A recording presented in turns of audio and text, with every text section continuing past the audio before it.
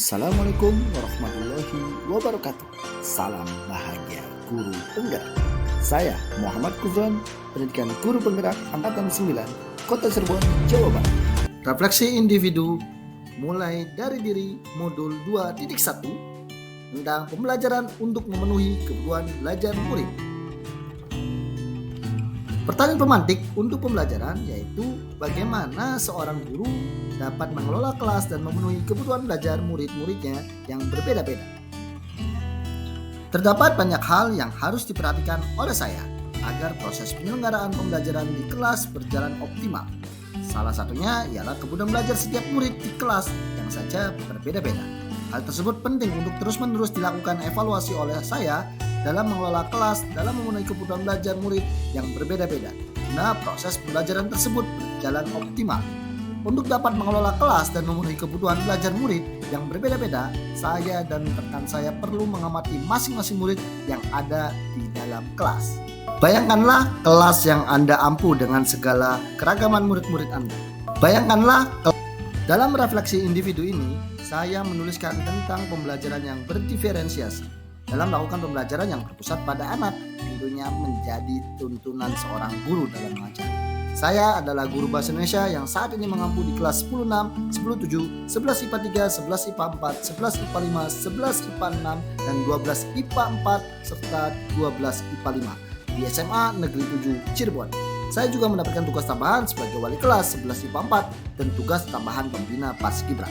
Saya memiliki murid-murid yang beragam, mulai dari minat bakat, kegemaran profil pelajar, lingkungan keluarga, dan pergaulan, sosial ekonomi budaya, agama, serta keragaman fisik serta psikis. Sebagai berbagai macam karakter murid, latar belakang menjadikan saya untuk terus berinovasi dalam memberikan pembelajaran yang berpusat pada anak tentunya. Refleksi individu, apa yang telah Anda lakukan untuk melayani kemampuan murid yang berbeda? Refleksi. Untuk mengakomodir kebutuhan murid yang beragam, saya telah melakukan asesmen diagnostik untuk mengetahui kemampuan awal peserta didik, melakukan wawancara untuk mengetahui minat mereka, mengobservasi secara langsung sehingga mengetahui profil belajar mereka. Berbekal data yang tersedia, saya membuat rencana pembelajaran dalam rangka strategi yang mengakomodir kebutuhan belajar peserta didik. Saya melakukan penilaian berdasarkan kriteria tertentu. Saya melakukan refleksi untuk perbaikan pembelajaran selanjutnya. Bayangkanlah kelas yang Anda ampuh dengan segala keragaman murid-murid Anda.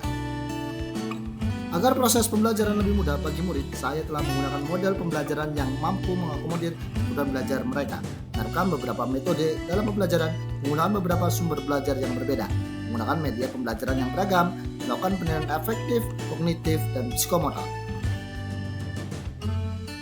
Sebutkan tantangan-tantangan yang Anda hadapi dalam proses pembelajaran di kelas yang disebabkan oleh keragaman murid-murid Anda tersebut. Tantangan yang saya hadapi dalam proses pembelajaran misalnya penyusunan materi pembelajaran yang membutuhkan waktu lebih. Kegiatan pembelajaran di kelas membutuhkan waktu yang relatif lama sehingga kadang waktu yang ada tidak mencukupi. Target pencapaian materi yang harus selesai kadang membuat pembelajaran tidak optimal. Tindakan yang saya lakukan untuk mengatasi tantangan yang ada yaitu menggunakan materi yang sudah tersedia di buku dan menambah beberapa dari sumber lain. Materi yang lebih mudah saya alokasikan waktu lebih sedikit. Kadang saya memberikan tambahan materi melalui video jika terdapat materi yang terlalu sulit dan meminta murid mempelajari di rumah sehingga tidak menghabiskan waktu di kelas. Menurut Anda, untuk mengakomodasi tantangan yang terkait dengan keragaman murid tersebut, bagaimana seharusnya pembelajaran itu dirancang, dilaksanakan, dan dievaluasi?